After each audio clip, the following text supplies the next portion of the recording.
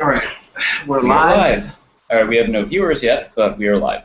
So, well, I mean, that's the other fun part of this process is waiting to see if anyone actually clicks on and watches.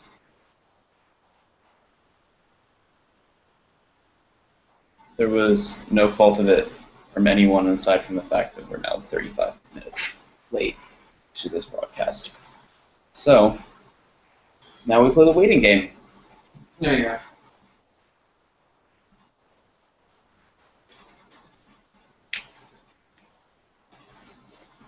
So wait, does this automatically like upload to when would it be, to like YouTube? Yeah. It was like Automatically, it's recording on the YouTube server, and once you just press stop broadcast, it saves the video.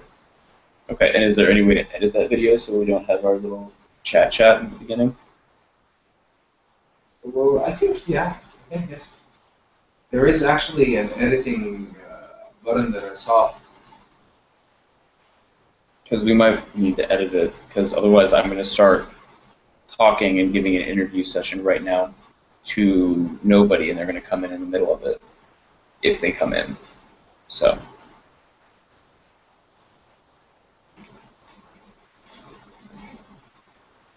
That looks bad. There's nothing. I've tried every filter. All of these are bad. Alright. Well, we have no viewers, so I guess we can just sit here for the time being.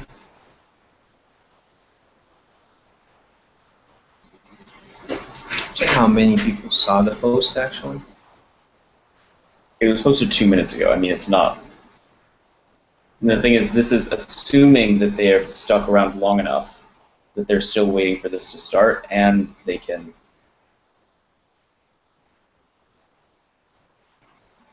It opens an embedded video right away. Okay, no one actually saw it, I think. Let's check if there's any viewers. Okay. 0 viewers. So viewers.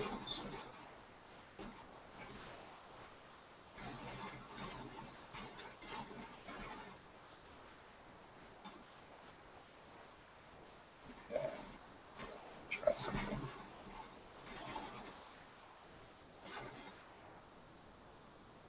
Let's see if it even loaded. It's a live stream, so. There it is. And no one actually saw it. That's long delay.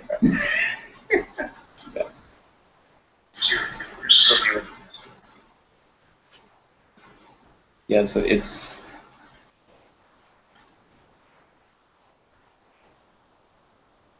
This super long delay. At least it's working. I mean, it's working aside from the fact that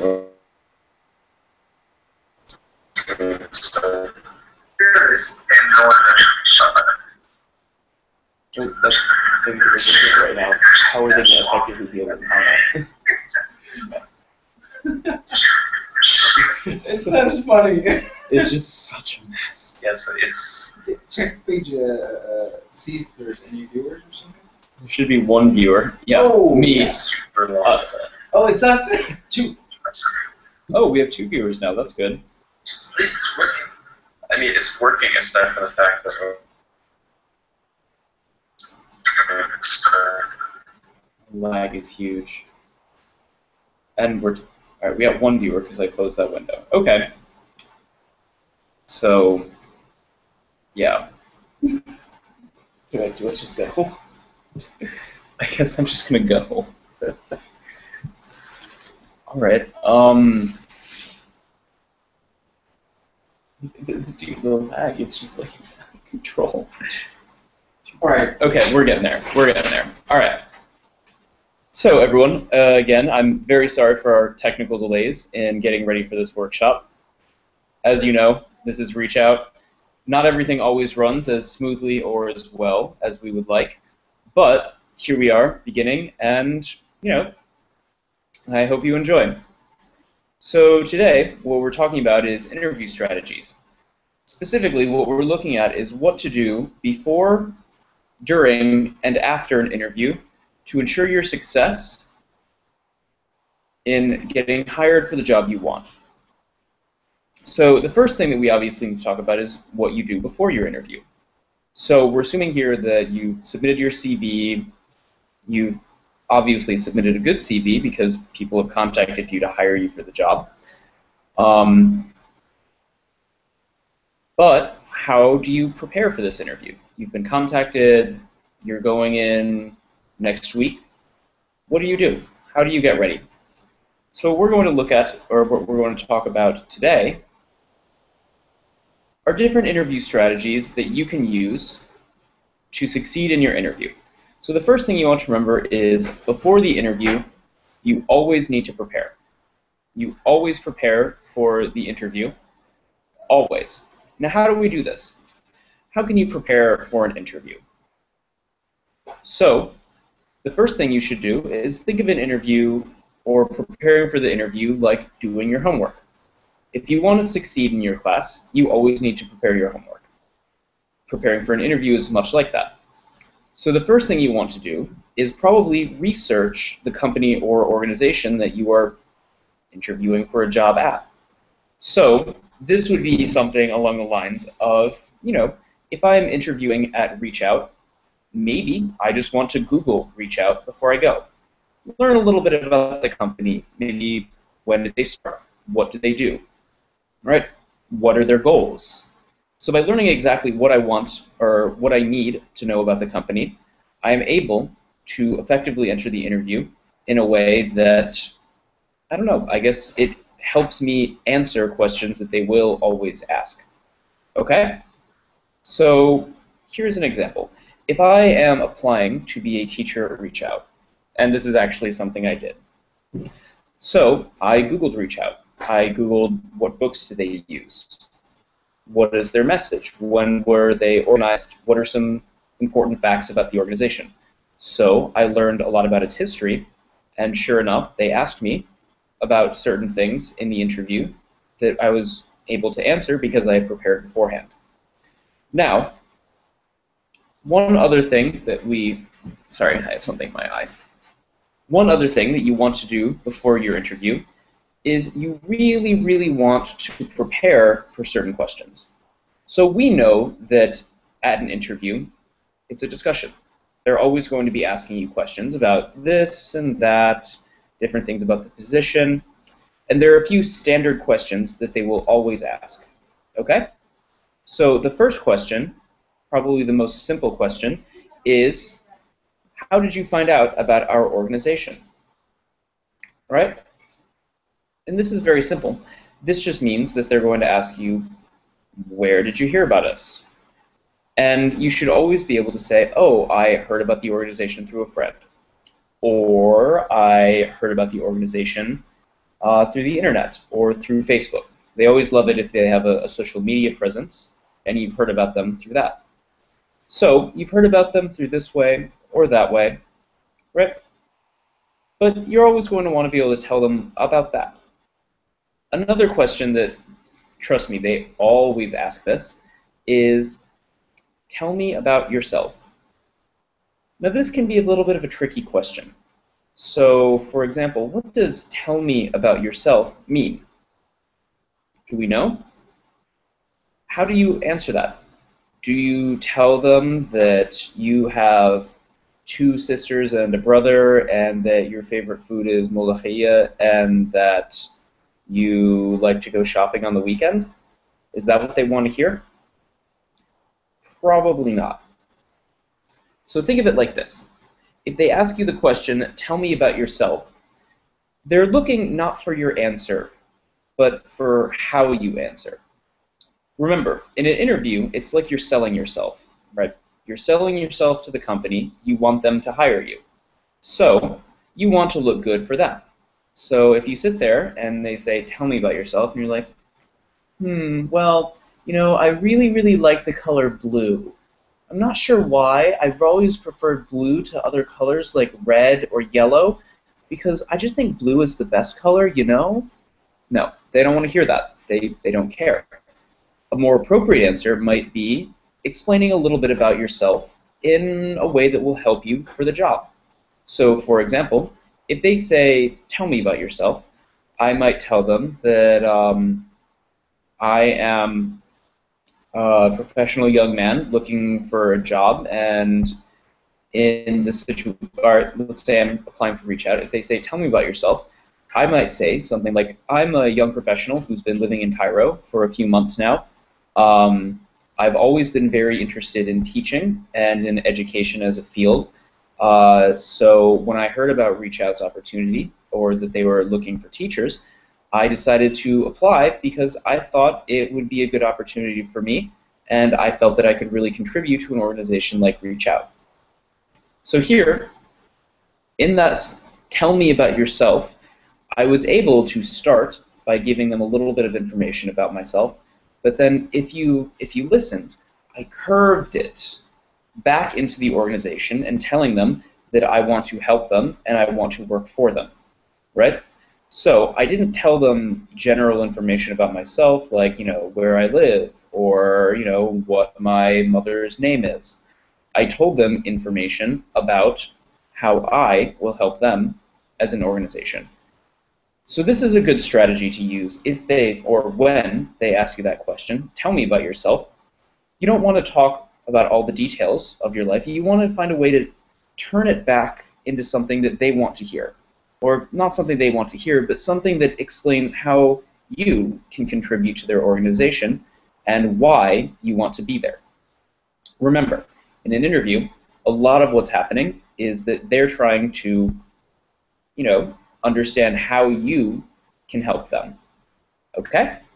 So we're going to take another minute and look at some other questions. Here's a very popular one. They always will ask you this. Any interview, any country, any language. What is your biggest weakness?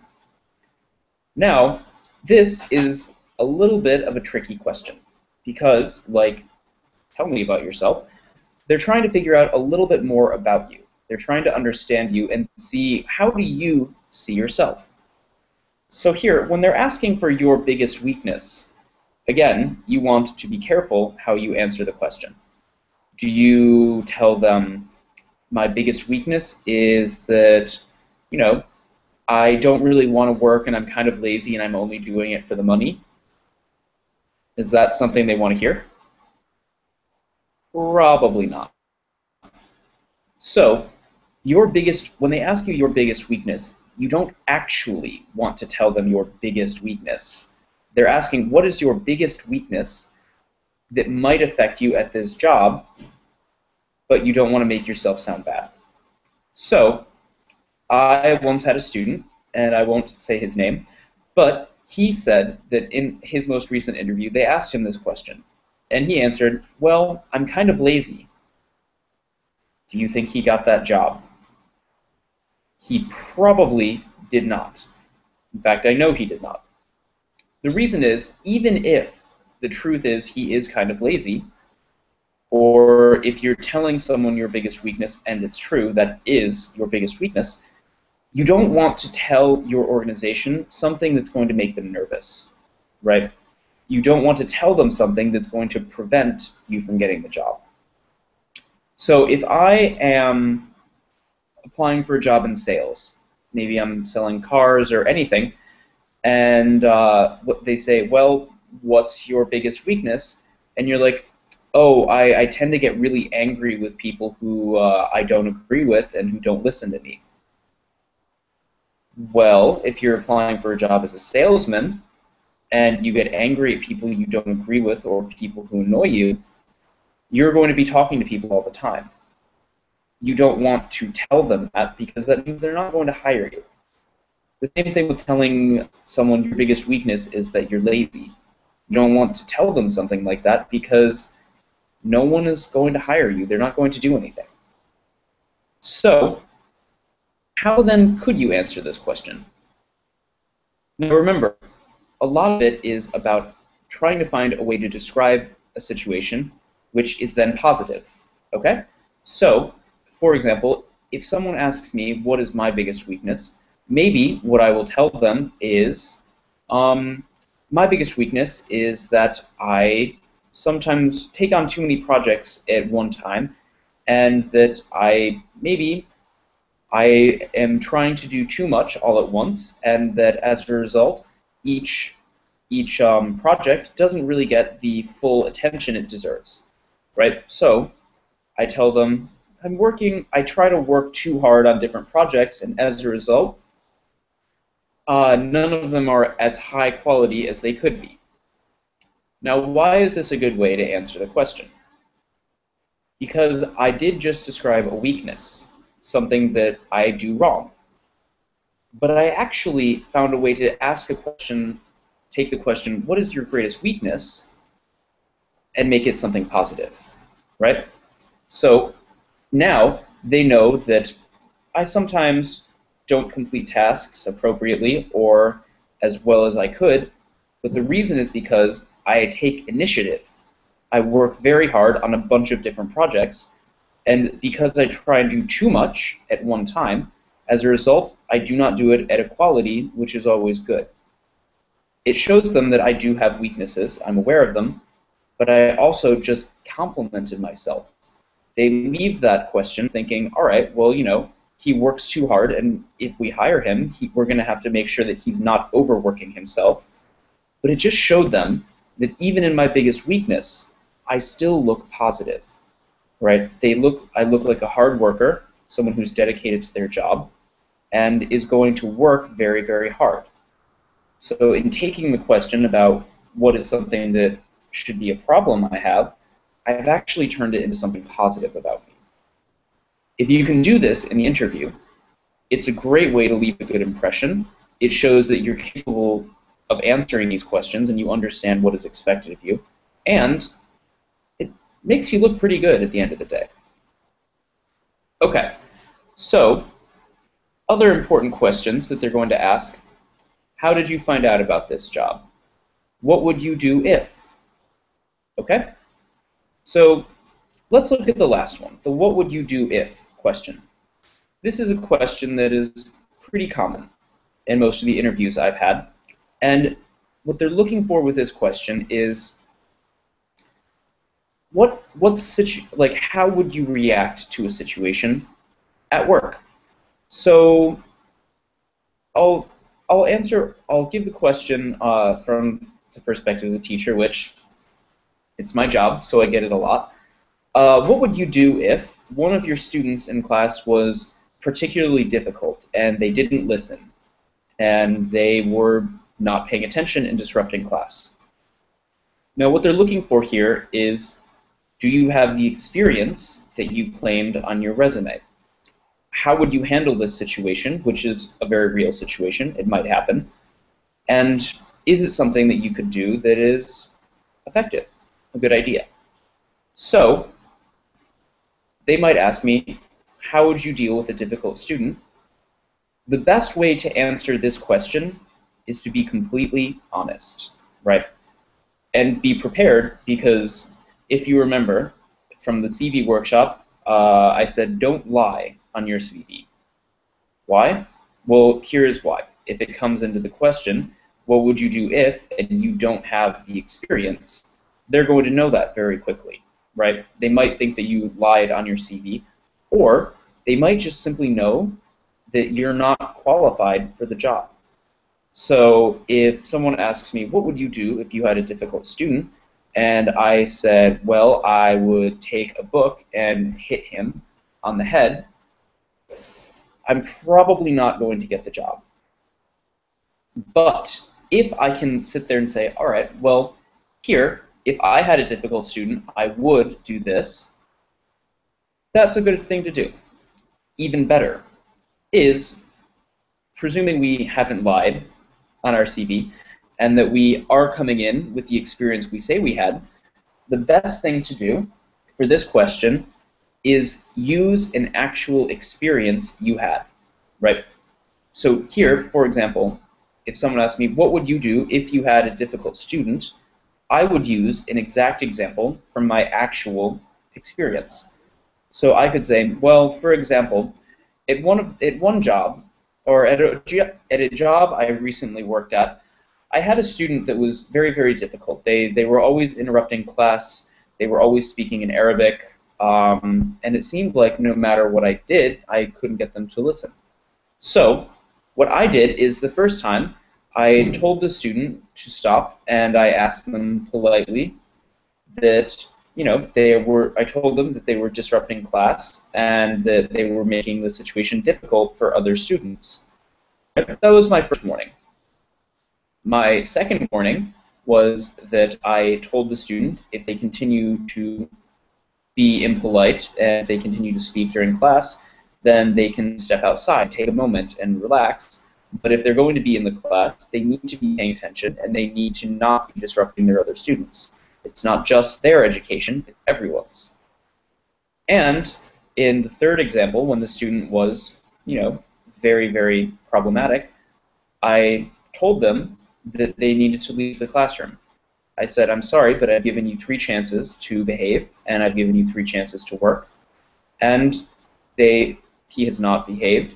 So I told him simply that he needed to leave the classroom, and he could come back for the next class, but if he behaved again, he would be out. I gave him that option. I gave him that ultimatum. He would either behave like he was supposed to in class, as we had discussed, or he would not be allowed to participate in the class.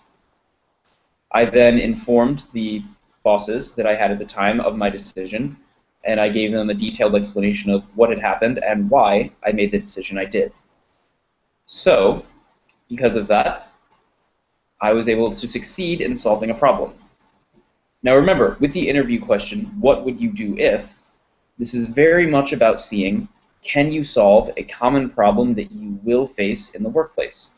So for example, if you just listen to my response, I gave a detailed explanation of how I would fix a common problem. 1, this demonstrates my experience. I have worked in this job before, and I do have experience solving this problem. In fact, I referenced that by saying, in my last job. So now they know that I can do this job, that I have the experience for it. Also, in my response, I gave a detailed explanation with clear and logical reasons for all of my actions.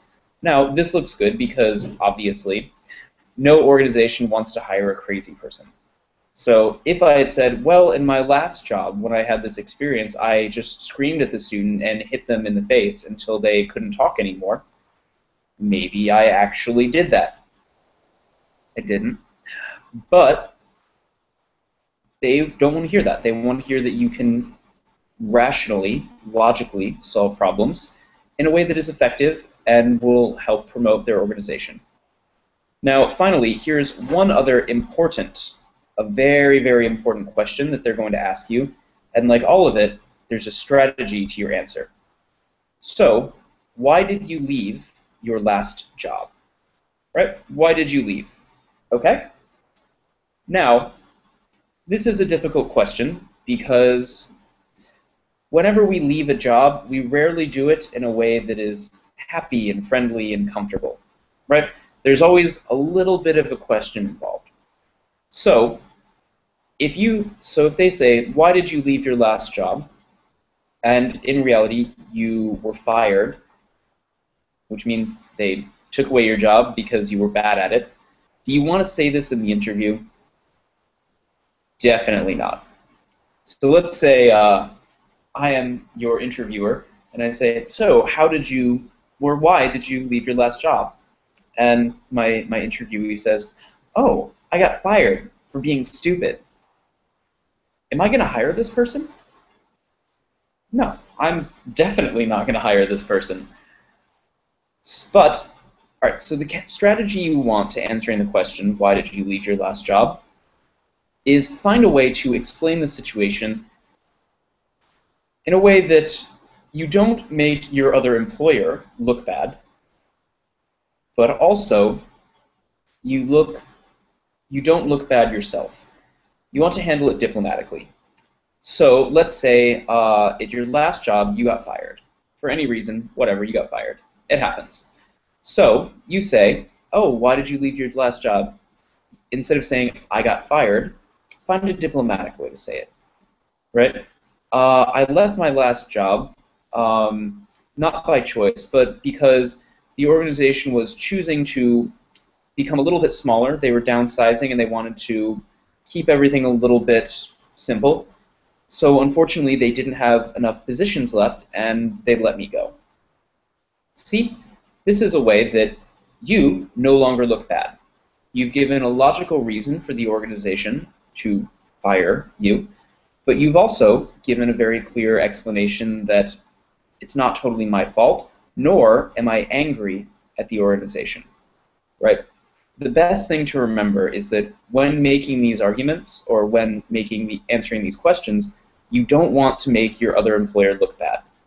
So let's say that instead of getting fired from my last job, I quit. I chose to leave because I hated my boss. I hated the organization. I thought everyone there was terrible. They didn't pay me enough money. They gave me way too much work, and they never said thank you. So do I tell in the interview, oh, I quit my last job because I hated my boss and I thought the institution was a terrible place to work that overworked its employees and didn't give them enough money? No. It's not professional. It's not diplomatic. What you want to do is you want to express to them in very clear terms that, you know, I left for a reason. Now, instead of saying I left because they didn't pay me enough money, you could say, I left because there weren't any more opportunities for growth at that organization. I had worked there for a long time, and I appreciated very much all the opportunities they gave me. But that being said, I felt that as a person, as a professional, I could no longer grow or develop at that organization. I decided it was best for me to leave so that I could continue to develop myself as a person and gain more experience in my professional life. Now, you have just expressed a reason why you left an organization that is clear, it's logical, and it doesn't make the organization sound bad. If anything, you're thanking them for the opportunities they gave you, but as a professional person, you have chosen to continue in a different direction or try a different career field that allows you to continue to grow.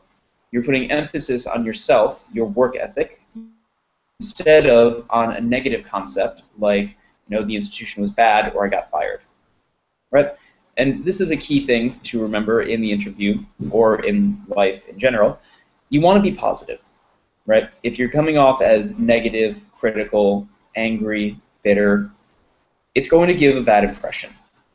And remember, the interview is often your first impression with your new employer. So if you come off as someone who is angry, who is blaming their organization for anything, then chances are that, sorry everyone, hold on one moment. Oh, okay, never mind. If you are being very, very critical and aggressive and, negative in your work environment, then what's going to happen is that your employers or potential employers are going to get a negative opinion of you. They're going to think that this person is not positive and be a positive force in the workplace. So, by saying that I left my job because I no longer had opportunities for growth, or because I wanted to continue to develop myself, you're putting a positive perspective. You're actively making your other organization look good, but it's also showing that you are positive, you care about yourself, and you are trying to improve yourself in whatever way possible. All right. So what I'm going to do is I'm going to take a moment just to answer any questions about what you have so far, about preparing for the interview. So if you have any questions, please go to the Facebook page, right? The one where you clicked on the link to watch this video, and leave any comments or questions you might have. And I will just start addressing them right now, okay? So please let me know if you have any questions or comments.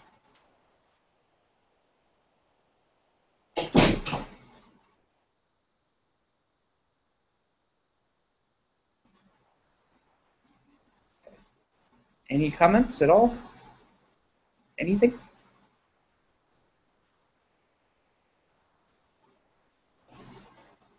Okay. Any questions? I guess I will just I will see if there are any comments here. Anything? I know that there's a bit of a lag. A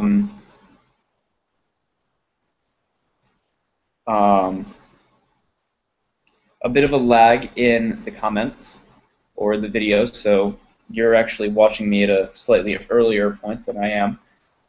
But I'll check back on the comments every couple of minutes to see if there's anything available or anyone is posting. So please just feel free to comment at anything you want. Okay? So here, one other thing that we want to know to prepare for the interview, right? We know that we want to research the organization and the institution, obviously, and this includes your job. So if you are applying to be a teacher, you should make sure that you know what your responsibilities will be before you go in. If you are applying to be a telephone operator for a call service, you should know what your responsibilities are going in. If you're applying to be a manager, you should know what your responsibilities are going in, right? You always want to research your position and your job before you start the interview. The other thing is prepare answers for these common questions, right? We went over a few of them, like, tell me about yourself. How did you find out about this organization? Why did you leave your last job? What's your greatest weakness? What would you do if? These are all common questions, and having a ready response to any of them, one, it shows that you've done your homework and that you're prepared for the interview, and two, it also shows that you are skilled and capable of preparing for the job. It shows you care, and it shows that you want the job. Nothing is more important than showing that you actually want the job. Okay? So other things is about your dress. Obviously, when you're going to an interview, you need to think about the clothing you're wearing, right? So here we have an expression we use. It's called dress for the job you want, right? This means that you dress for the position you are applying for. If I am applying to be a manager, do I want to come to the interview wearing my pajamas? Probably not. They don't want to see me in my pajamas because it looks unprofessional and it looks like I don't care, right? So I would want to wear maybe a suit and a tie. If I am applying for the job of being a teacher, I probably don't want to come in wearing my sandals and like shorts and a t-shirt because again, it looks unprofessional. They look at me and they think that I'm going to the beach, not to a job interview. So I would want to wear clothes that I dress for the job I want, right? I wear clothes that represent the position I'm applying for. And you know, this seems like an obvious thing, but again, all of this is about first impressions. So the way you look is almost as important as what you're saying. So if you go in there and your clothes are dirty, even if they're nice, it's going to leave a bad impression. If you go in there and you haven't showered that day, it's probably going to leave a bad impression. And if you go in there or you look unprofessional, you look like you're not really there for work, what's happening is the impression you're giving is that you don't care. Maybe you're lazy. Maybe you're sloppy. Maybe you're messy. Maybe you don't take the job seriously and you're arrogant and think you're just going to get it, right? What's happening here is that you're leaving a first impression with your employer that is also very much linked to whether you're going to get this job or not. So if you go in there and you look sloppy, you look messy, you look lazy, then you're leaving a bad impression. You're looking like you don't care about the job, and if they think you don't care about the job, they're not going to give you the job. Okay? So you want to be careful there. And then one more thing that you want to remember to do before you go into the interview is be able to talk about yourself. Now, this doesn't mean that you have to be arrogant or lazy, or, you know, I am the best person in the world. Everyone should be able to talk about me, blah, blah, blah, blah, blah. You don't want to do that. You still want to be modest, but at the same time, you want to be able to talk about yourself. So if we remember, one of the questions that's very commonly asked is, tell me about yourself. Now, if they ask, tell me about yourself, and you're like, so my name is Joe, and I am from New York, and yeah, I like reading and books. It looks like you're confused. It looks like you're not really able to answer the question, or maybe that you're really scared. And remember, it's okay to be a little bit nervous in an interview, but you don't want to come off like you're very nervous or very afraid, or you can't talk about yourself, right? Because if you're doing anything like that, it gives a bad impression. People aren't really interested in seeing your actions, and if you can't even talk about yourself, maybe your employer will think that you can't really participate in the office, or that you won't be an effective employee, or that maybe you're just not articulate. Or the worst, they might just think you're dumb. I mean, it happens sometimes. So if I go into an interview and I'm using very bad grammar and I can't talk about myself, I might be nervous, but at the same time, they might also think that I'm just not smart enough for the job, which is probably not the impression you want to leave. It means you're not going to get the job, but it also might make you feel bad. No one wants to feel bad, okay? So you really, really want to prepare by being able to just talk about yourself. And remember, like we said before, you want to find a way to turn it so it can go back into something that is positive for you, but also shows that you're interested in the job, you're qualified for the job, and you're focusing your energies in the interview on the organization or the company that you're applying to. So if they're saying, tell me about yourself, or be able to talk about yourself, talk a little bit about yourself, but find a way to make it positive and make it something that shows that you want the job, you're qualified for the job, and you would be good at the job. Okay? So, and remember, when preparing for an interview, this is probably 70% of the work, right?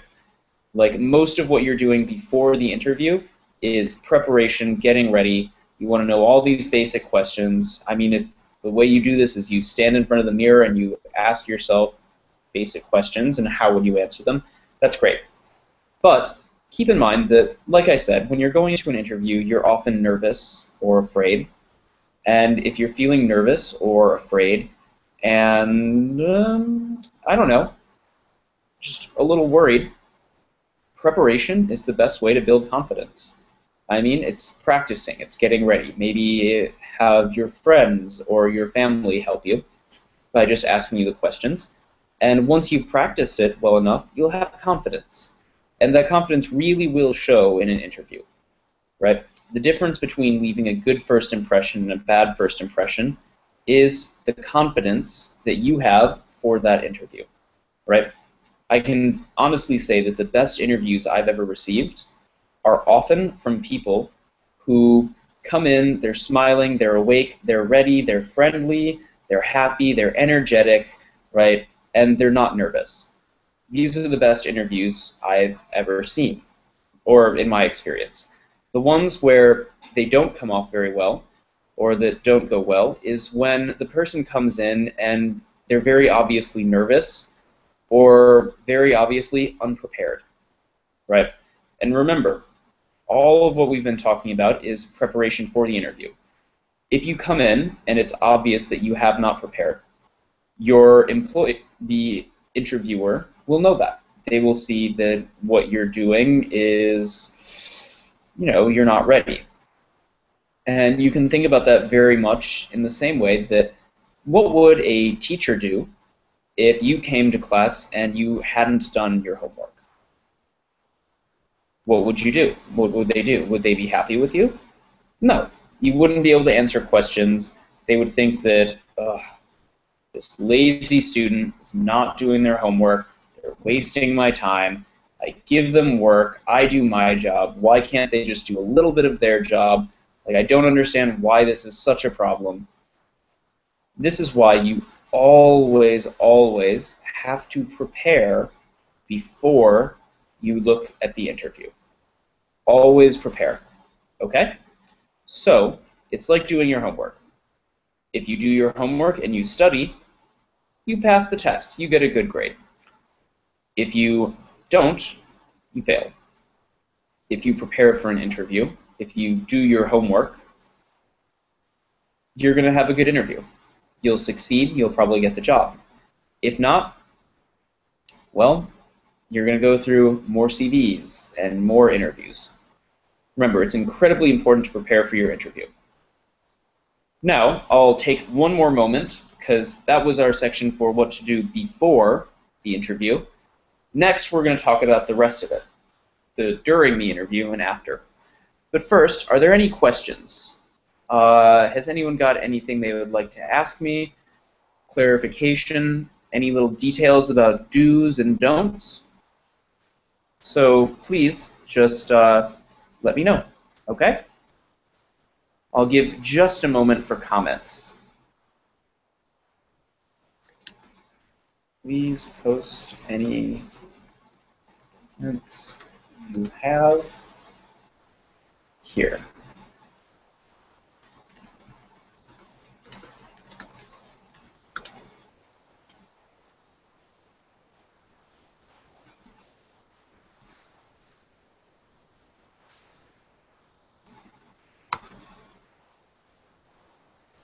Okay.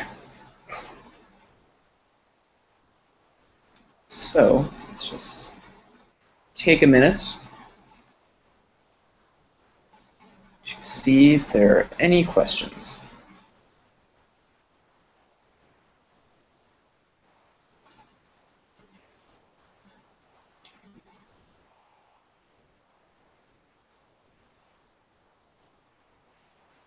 So,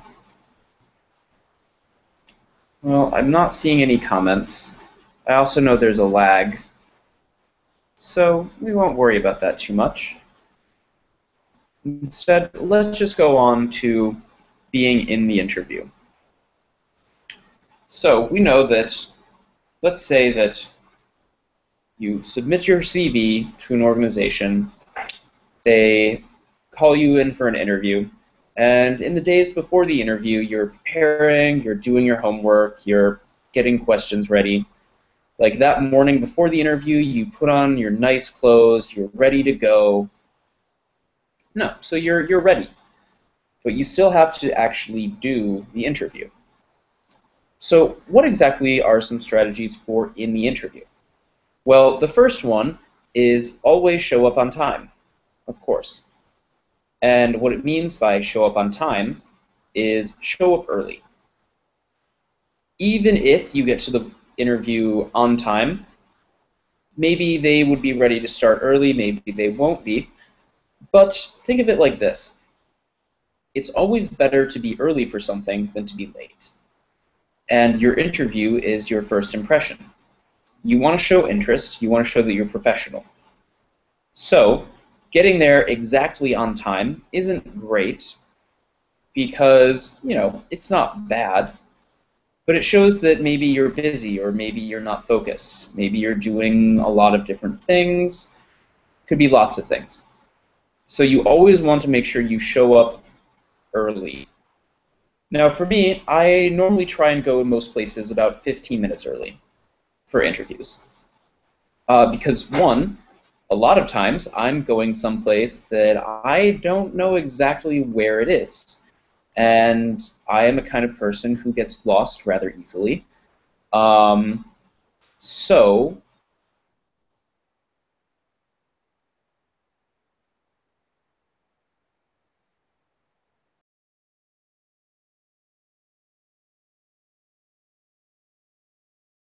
maybe you won't be able to get through, maybe there will be trouble, maybe it'll take more time than you thought, right? I guess I'm still connected. It should be okay. So what that means is, you know, always be on time. Now, this why you don't want to be late, but also if you get there 15 or 20 minutes early and you tell the reception desk, "Hi, I'm here for an interview," that shows that you are ready, you're professional, you're on time, you're serious, you care about the job, right? And this means that if they're busy, they can say, "All right, we'll have him wait," or have her wait a few minutes, and then we will start. Okay? It shows that you care about them. You're willing to start when they are ready. You're not trying to push your timing on them. So you can just be ready when they're ready and ready to work when they're ready to work. Right?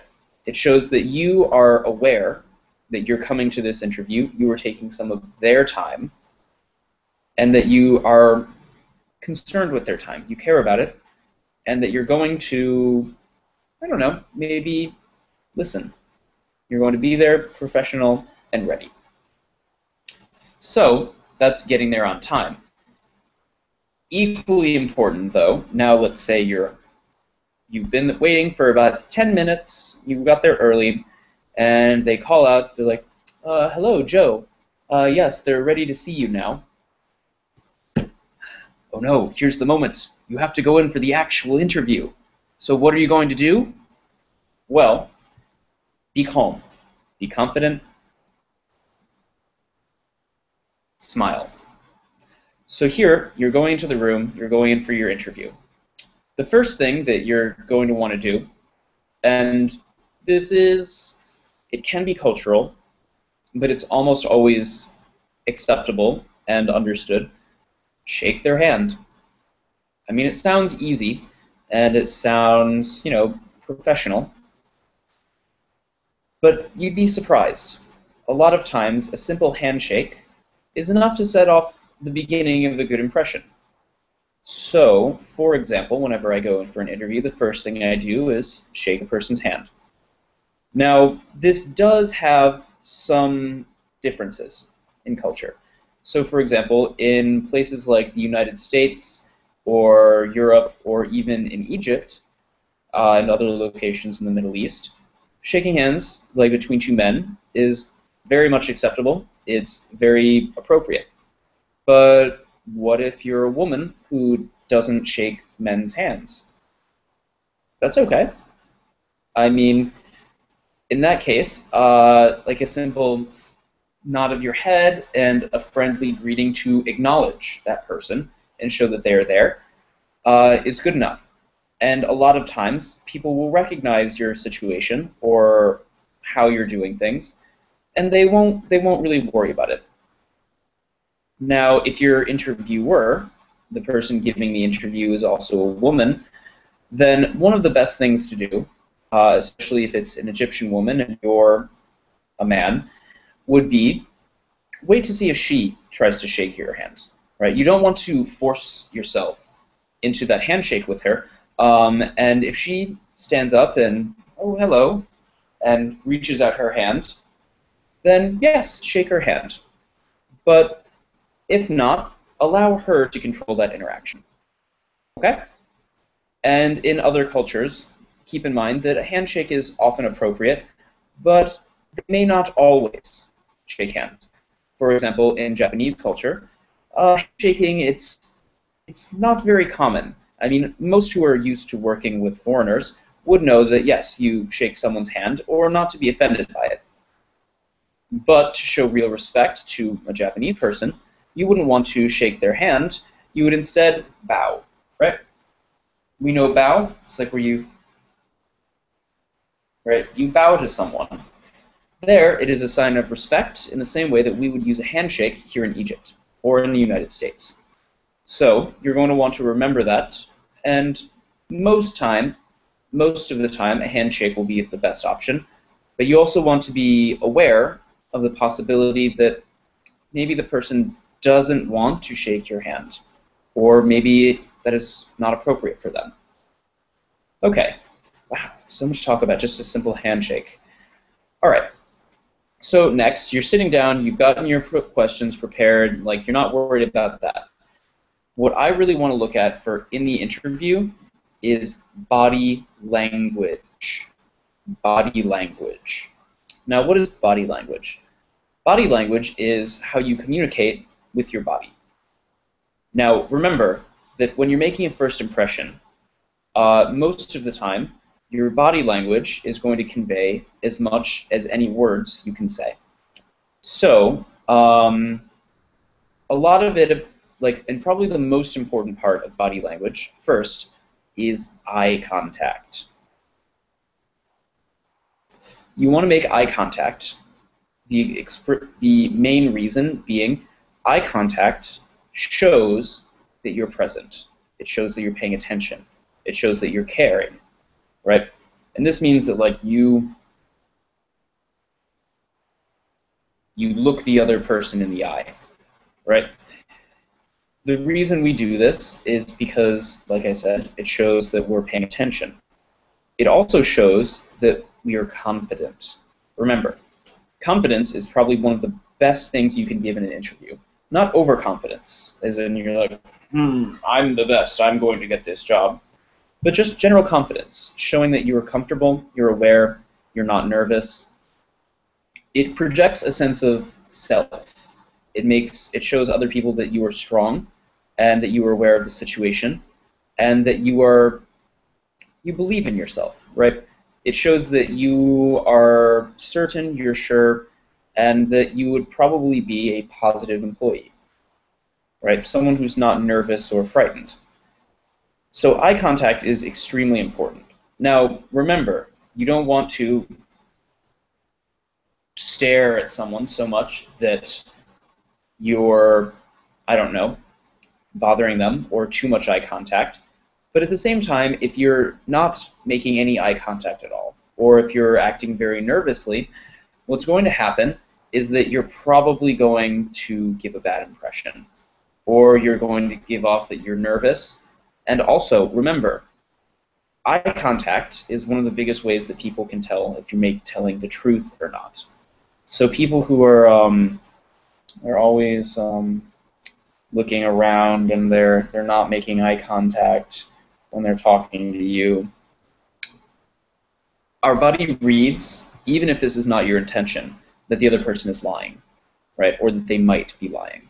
So if someone is refusing to make eye contact with you, and they're not talking to you in an interview and they're talking to the floor, one, they come off as lacking confidence. They're nervous, they're scared, which it's okay to be a little nervous in an interview, but if you're coming across that you're so nervous that people can't talk to you, this is going to leave a bad impression. Worse still, if they think that you're not making eye contact because you're lying, it's going to show that you're not prepared for the job, right? That you didn't do your homework before the interview, that you're nervous, maybe you lied on your CV, maybe you're not qualified, right? In the interview, you want to be positive and also confident. Making eye contact, it shows that you care about the other person, you care about their time. You're paying attention, and you're listening. This all together means that, you're ready for the interview. You give a good impression, okay? Other things about body language are posture. Posture is how you hold your body. So, this is a little hard to show on a screen. So if I'm going to the interview and I'm sitting like,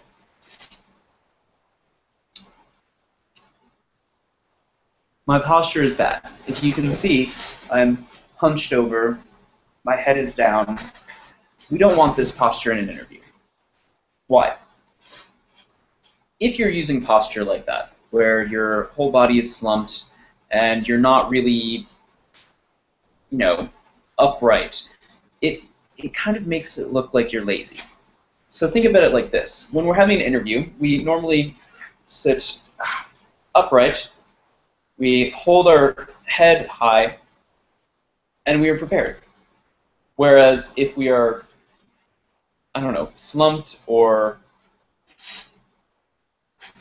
It makes us look lazy. It's the same reason that would you go to an interview where during the interview you decide to slowly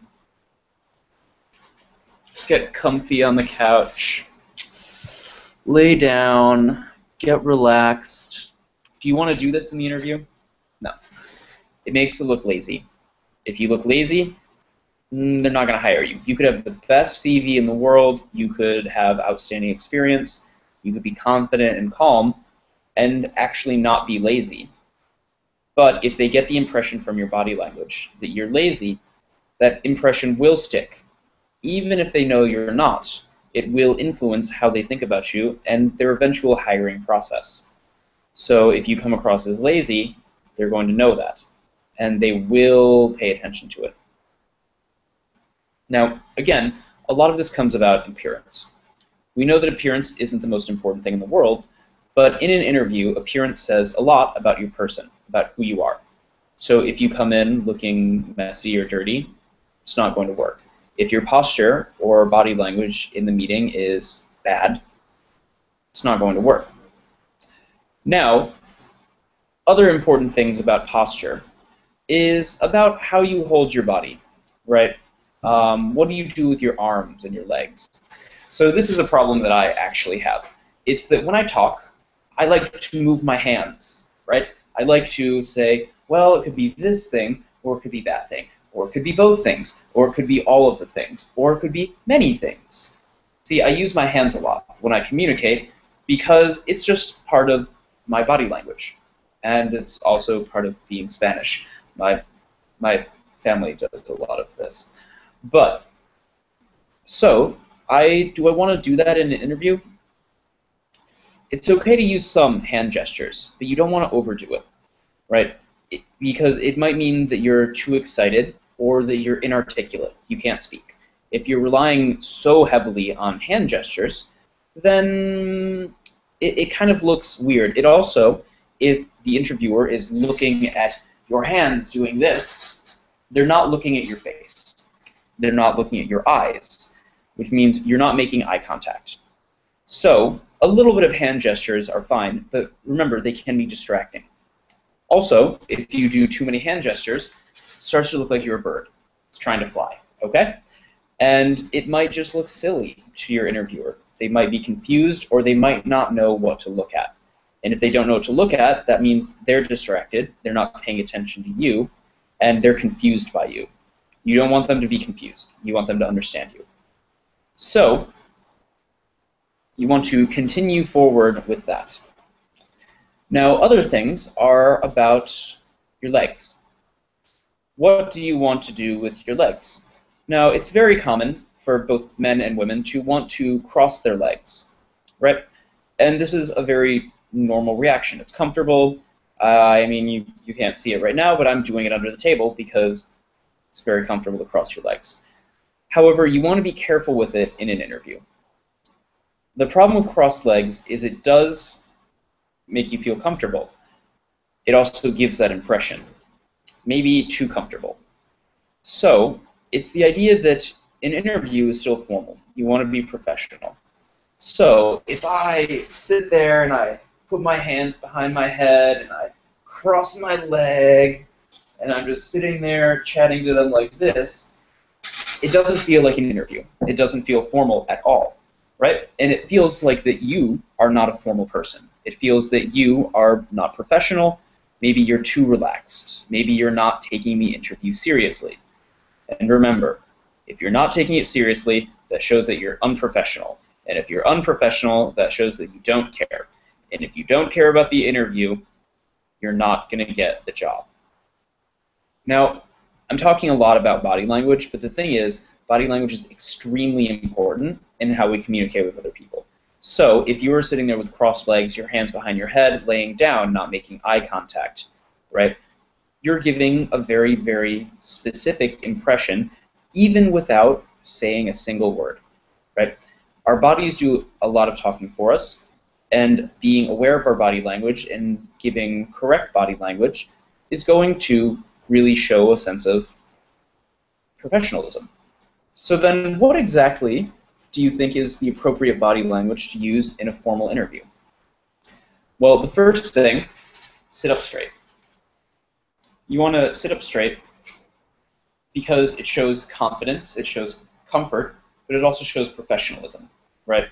So, for example, if I am lying down on my side or if my shoulders are forward, it shows that I'm either not confident or I'm tired or I'm not serious. If I'm sitting upright with my shoulders back, I look more professional, as well as what to do with my hands. So most of the times I can just put my hands in my lap, right? Or like on my legs, because this shows that my hands are open, they're there. I'm not flying around like a bird. I'm not gesturing so much that people don't know what to look, but I'm also not doing things with my hands that make me look lazy. So what you want to remember is when you're using your hands in an interview, that you want to make them look relaxed, right? Not closed, right? In the same way that if I'm sitting there with my arms crossed the whole interview, this makes me look nervous. It makes me look uncomfortable. It makes me look defensive, right? Whereas if I keep my arms open, it makes me look more comfortable. Also, it gives my comfort, the fact that I feel comfortable, conveys comfort to the interviewer, and they will also feel more comfortable with me.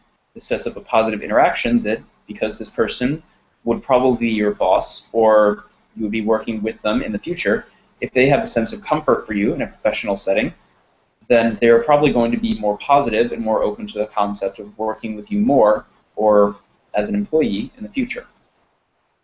So you have to establish confidence. And again, with your legs crossed, you don't want to really cross your legs because, again, it closes you. It shows you're more rigid, and it also makes you look maybe too relaxed. So instead of that, what I do is I just keep my legs normal, right? I don't put them up on the table. Don't do that. I don't cross my legs. I don't put them on top of each other. I don't like let them go wherever. I don't stretch them out. I just sit like a normal person, right? Because if I don't, if I'm letting my body go, it gives a bad impression. And a lot of this, it sounds so simple. It sounds like things, well, of course, you wouldn't do that. But you would be surprised. A lot of times I've had interviews where the person comes in and before they even start talking, I know it's not going to work. They're dressed the wrong way. Their posture gives me bad signs. And, you know, all of this is actually signs that tell me about something. Even if I've known the person before, sometimes if they come in for an interview unprofessionally, it makes me uncomfortable. And if it makes me uncomfortable, I am probably not going to hire you. Okay? So we have to remember that in an interview, body language is key. Body language can be responsible for up to 70% of your communication through eye contact, through handshakes, all of that, right? So body language is so important in an interview. You really want to focus on it. Now, other things that you want to remember in an interview. They're going to be asking you a lot of questions. Should you ask questions? Absolutely. They want you to talk. Remember, your interview is you selling yourself. And if you are sitting there as a person who never asks any questions and you just answer questions, you look like a passive actor. You look like someone who doesn't take initiative.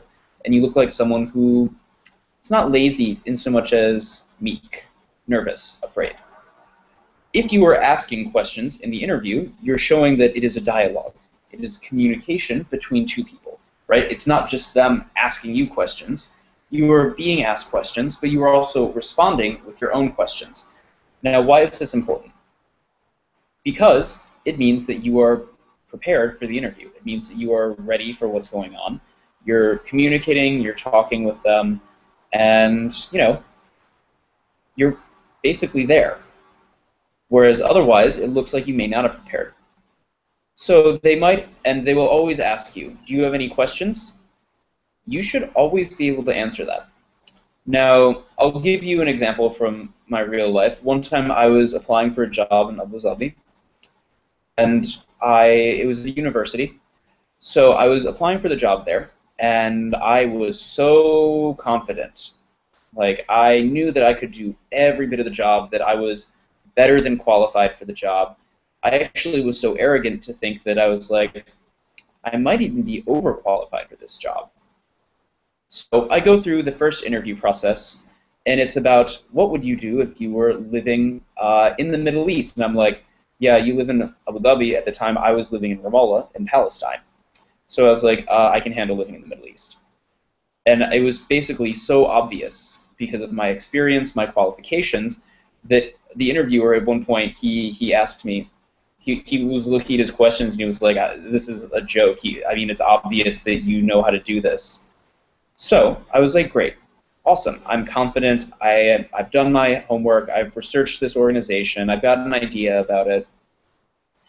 And then in the second interview, they asked me, oh, well, you know, do you have any questions about the organization? And I was like, nope, I don't have any questions at all. And they're like, okay, well, anything? Do you have any concerns, qualifications? And I was like, nope, I'm fully confident. I did not get that job. I found out later, through a friend who worked there, that the reason that I did not continue on in my candidacy is because my lack of questions about the organization, I didn't ask them anything about the job, the position, it looked like I didn't care.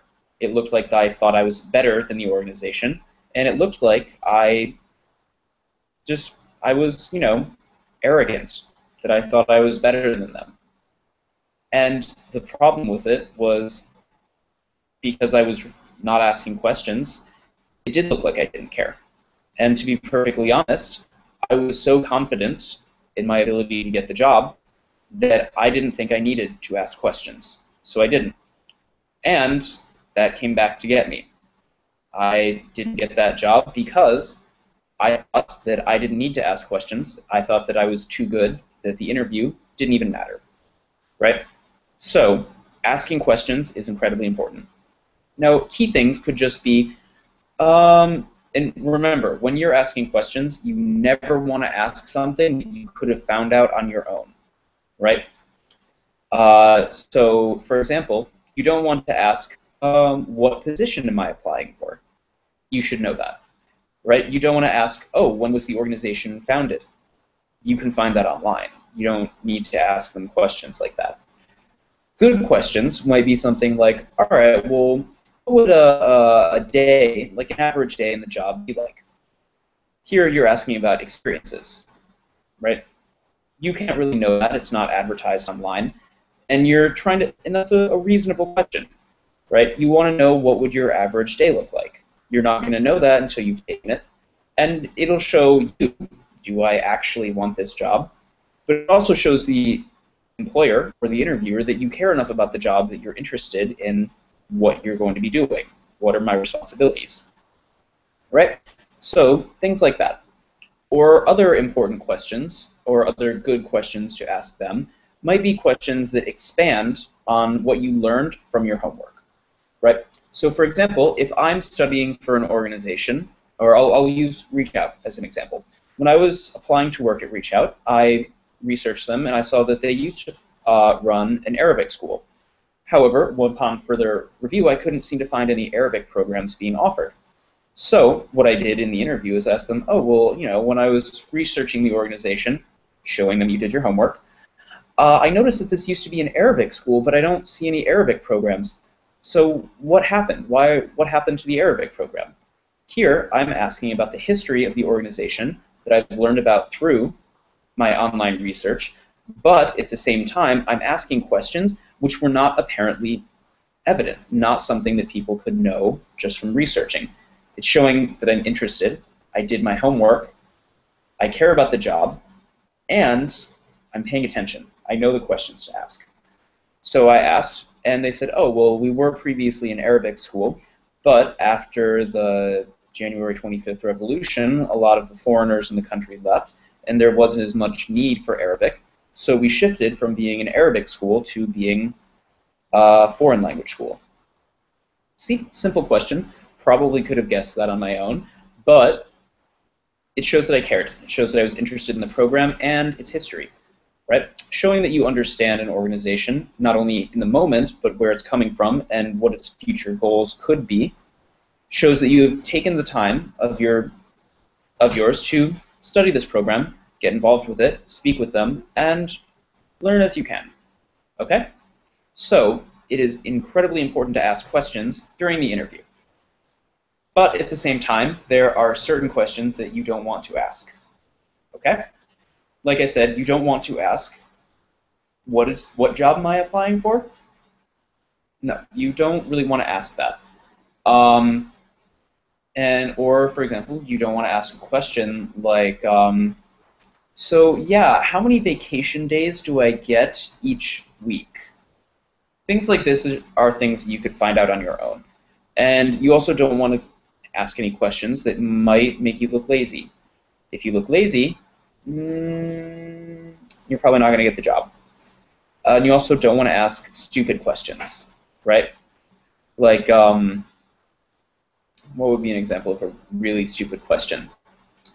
Oh, for example, like, so what's your policy about office relationships between, like, two employees? Probably not permitted. Or even worse, if you're applying to be a teacher, what's the policy about relationships between students and teachers? Completely not permitted.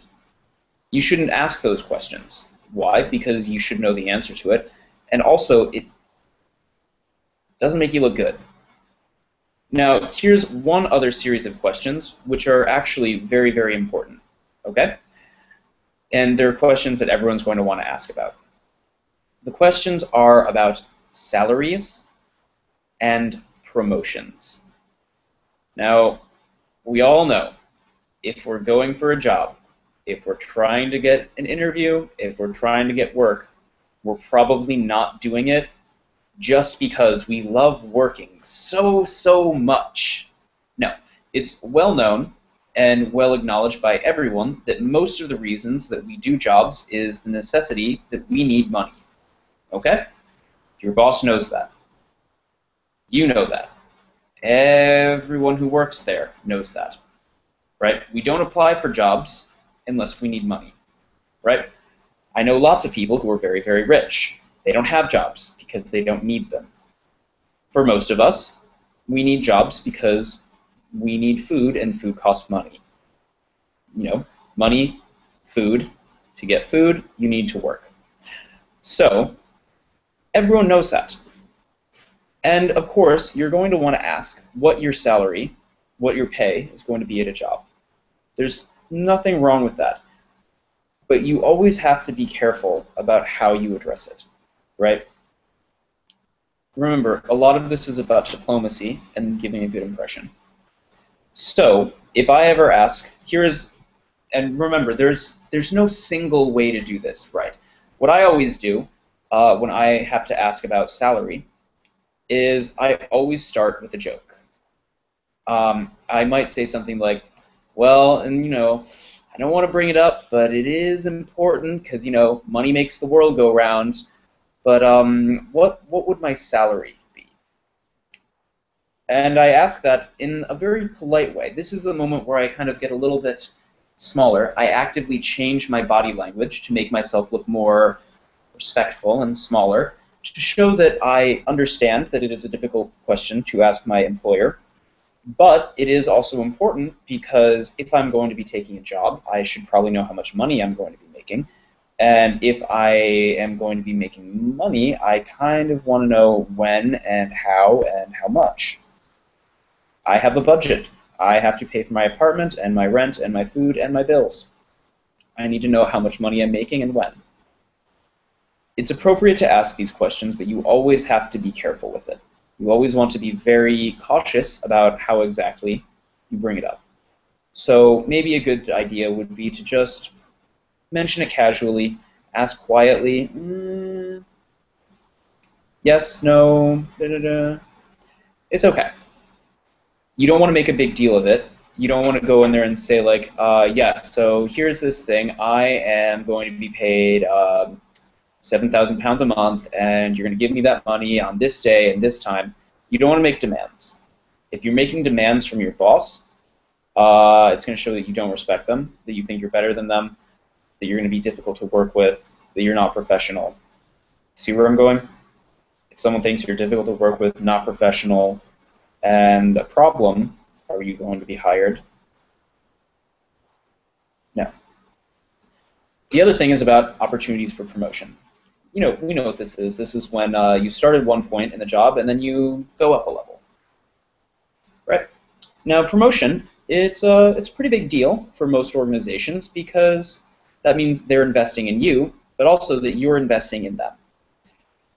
Now, obviously, a promotion includes a raise, more money, and more responsibilities. And for a lot of people, they're looking for stable, long-term jobs. Part of a stable job is that you're going to be searching for a raise at some point, or maybe a position that is stable in the job. So you might be asking, are there any opportunities for promotion?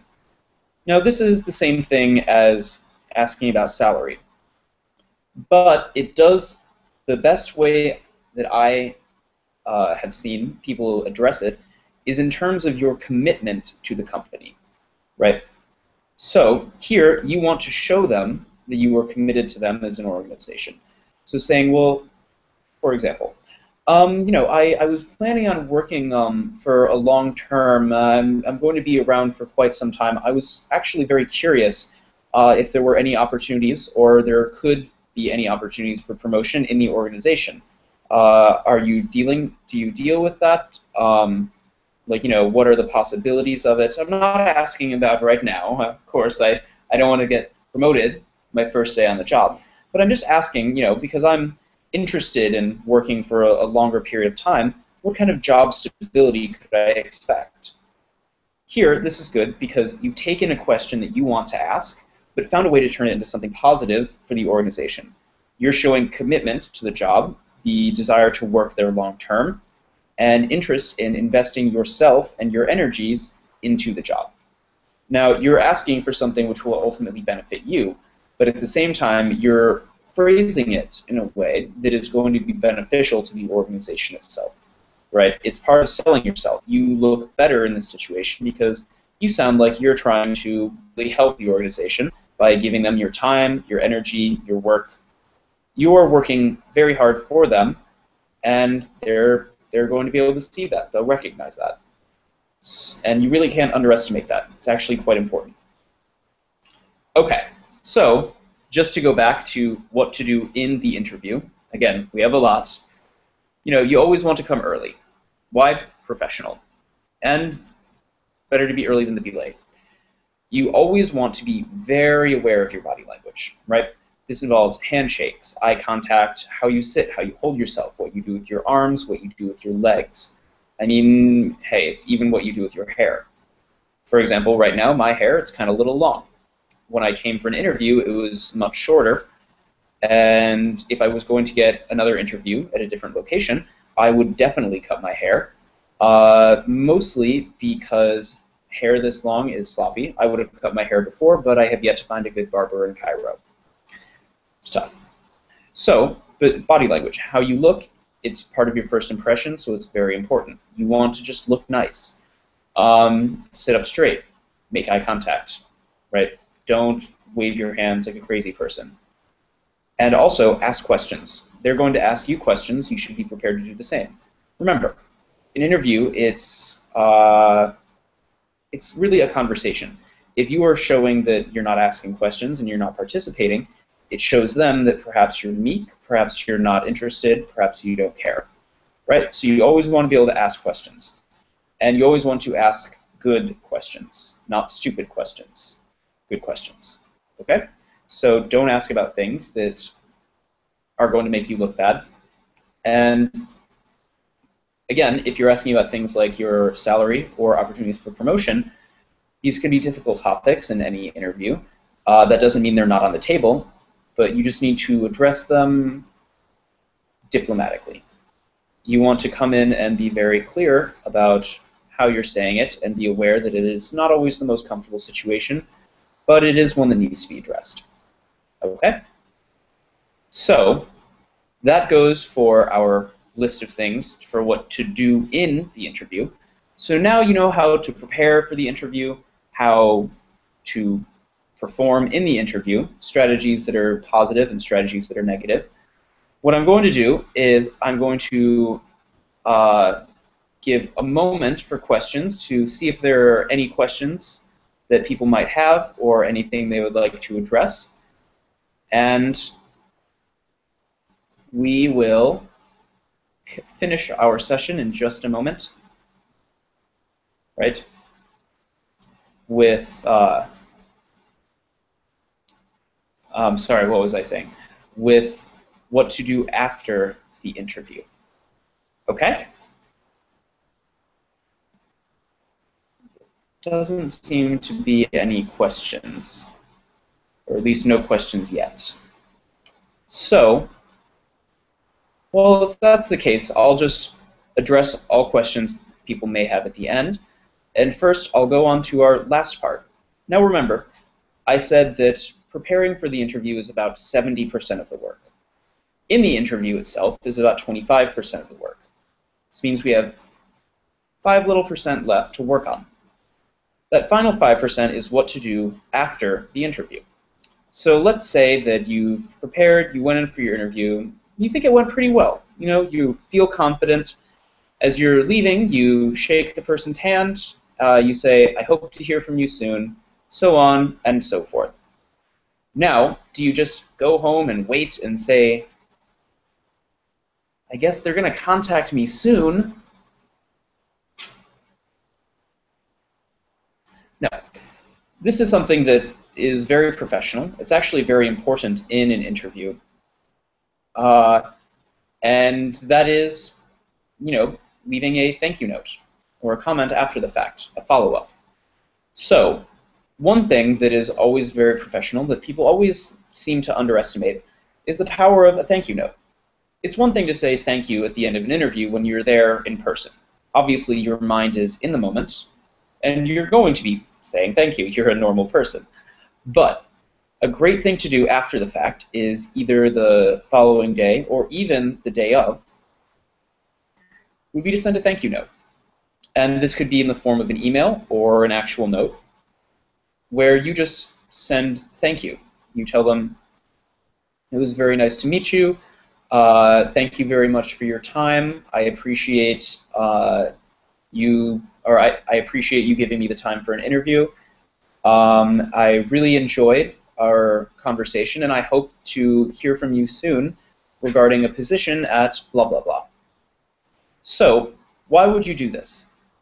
Why is not, I mean, they know that you're interested, you came for an interview. They know that you're thankful, you said thank you already. So why do you send this thank you note at the end? Because it reaffirms that interest. It shows that you're going to go a little bit out of your way to participate. You're going to try harder than usual to show that you're interested. This shows commitment. It shows that you're desiring a position, that you want to be part of it, and that you're going to work very hard for said position. And this is really important because think of it like this. In most jobs, you are probably not the only person that they interviewed. And remember, your first impression is going to be a huge part of whether they consider you for the position or not. Now, if you have done your homework and done everything well in the interview, great, you're in a good position. But then again, if other people were smart, they did the same thing. Now, maybe you are better qualified for them, maybe you interviewed better, you don't really know. But if you send that little extra thing saying thank you for your time, then this shows that you care. It shows that you're interested, and that one little gesture of kindness can be enough to give you the advantage over other people who are going for the same position, right? That one little bit is often enough to give you a little advantage. Now, obviously, you don't want to go over the top and show you care so much by sending them flowers, chocolates, and a free trip to Sharm el-Sheikh, right? You don't want to go over the top. A simple thank you note is enough. If you do anything else, it can make you look desperate. and no one likes that. But a few simple things, like sending a thank you note, it's enough to show that you're not trying too hard, but that you are interested, you are trying, and you care. And remember, at the end of the day, most employers are looking for an employee who not only will do their job well, but who's committed to the job, who wants the job, and who cares. That is what people are really looking for. And if you can show that with something as simple as a thank you note, that works. Now, one last thing. Let's say that you've sent your thank you note, it's been about a week. They said you'll hear from us shortly. Now, it's been about a week, you haven't heard anything. No, we're still considering, we're not sure yet. This means that maybe it's time to send a follow-up. A follow-up is just where you send an email asking or reminding them of your interest in the position and maybe asking if you will hear soon, right? Now, you don't want to be pushy, and again, you don't want to sound desperate. But you can absolutely do this in a after an interview. I mean, you don't want to send a follow-up the next day. And if they said, we should contact you within a week, and it's only been 5 days, you don't want to send a follow-up. If they said, we'll hear from you, you'll hear from us in a week, and it's been 10 days, then you can send a follow-up. And here in the follow-up, it's just a way of showing or reaffirming your interest in the position. If it's been a while, maybe they're still deciding. Maybe they're still interviewing candidates. You know, it doesn't mean that you're off the table. But again, it can help you if you're nervous about whether you're going to get the job or not. And it reaffirms your commitment, right? If I send a follow-up, that means that I have not forgotten that I applied. I am still interested in the position, and I would very, very much like to hear from you again, just because, you know, I'm curious. I do care about the job, and I do want it. Showing that, again, that you want the job is often, and that you're committed to it, is often as important as any qualifications you have or what you have in your CV or what you have said in the interview. Because you could be the best person for the world in the job, but if you're lazy and you're not committed to it, maybe you won't work as hard as they want you to or as hard as someone else. Okay? So you really want to send a follow-up if you haven't heard from them. Don't make it long. Don't make it complicated. Just something simple like, dear blah, blah, blah. I wanted to thank you again for giving me taking the time to interview me the other day. I really appreciated your efforts. I haven't heard back from you, though, yet, and I was curious if I would be hearing soon. Again, no rush, but I am very interested in the job and would love any information you can tell me. Thanks, Joe. This is just a nice way of asking them for more information if they're going to be considering you or not, and it also reaffirms your commitment to the position. This can really help you, especially if they're still considering candidates. If you have shown continual interest over and over and over again, it makes you look quite good. Okay? I mean, unless you look desperate, in which case they're like, it's a crazy person. Okay? All right. So what I'll do is that's everything. We'll have before, during, and after the interview. We've got all three of them. Now, what I'm going to do is take a minute to listen if there are any comments or questions. So please post them to the Facebook page where you clicked on the link to get to this video.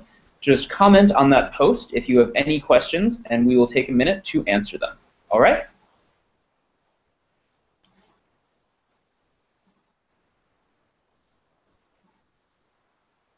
All right. Just see if there are any questions.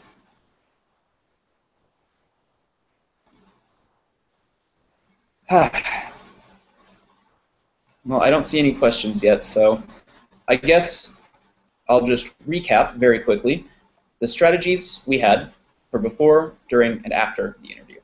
So before the interview, obviously, study, do your homework, prepare, right? This means that you want to research the organization, research the position you're applying for, right? Know the general information that you're going to be using for this position, right? It shows that you are committed, you care about the job, you're willing to do your homework, and you're going to work for it. Also, prepare for the basic questions you're going to be asked. In every interview, almost every interview ever, they're going to ask a few basic questions, such as, how did you hear about this job? What would you do if blank, blank, blank? What is your greatest weakness? Tell me about yourself. And what was the other one? Why did you leave your last job? These are questions that are going to be asked in almost every single interview you ever do. So you are going to want to have fast set responses to them so you don't have to sit and think, right? Also, before the interview, you want to prepare the clothing you're going to wear. Remember, dress for the job you want. This means just wear appropriate clothing, okay? This is most of the work for the interview, getting ready for these questions and studying the organization and the position, right? During the interview, you remember, you always want to arrive early, right? Not on time, early. So, you get there early, you're wearing your nice clothes, then you go in for your interview. Remember, body language, body language, body language. At this point, all they know about you so far is what they've seen written on a piece of paper or heard from you on the phone or through an email. So you want to be able to communicate with them, with your body, and show that you are relaxed, comfortable, and confident. This means sit up straight. Don't wave your arms around. Smile. Make eye contact. Eye contact. And, don't cross your legs. Don't cross your arms. Don't lay down. Don't slouch. Just maintain good body contact. Also, it's a conversation, so be prepared to ask them questions as well. They will be asking you questions lots of questions from time to time. So what you want to do is be prepared to ask questions yourself. Now, these questions are basically just things like, I don't know, like not general questions. You want to ask specific questions, but things that are maybe information or more information from the homework you did or the research you did. So you want to look at those and be prepared to ask those questions. Don't ask stupid questions. Also, you want to be ready to, if you want to, discuss salary or promotions. Remember, these are tricky questions to ask, but they're acceptable questions. You just want to find a way to ask them that is not uncomfortable or does not make the interviewer feel uncomfortable. So you've got that, and once you've finished with all of these things, what you want to do at the very end is you want to send a thank you note, preferably the day of or the day after your interview. Very simple, thanking them for giving you time for an interview and thanking them for their consideration of you for the position. And lastly, if it's been the appropriate amount of time and you still haven't heard back on the position, it's completely acceptable to send a follow-up, which is just asking for more information about the position, or asking for more information about when you will be hearing about the position, if you got it or not, because it reaffirms that you're interested in the position and that you're dedicated to doing the work. Okay? So let me take a moment to see if there are any comments. And I don't see any. So, all right, everyone. I guess if that's the case, no, that's everything. I'm not seeing any questions or any comments. So what I'll do is I'll just feel free to post any comments or questions you might have on our Facebook page or on the comment for this link, and we will try and get back to you if you have any questions. All right? All right, everyone. It was great talking to you. So I will see you a little bit later, and have an excellent afternoon. And of course, if you want anything else, or if you ever want to know more, please come join us here at Reach Out Academy, or like us on Facebook. Okay? Bye.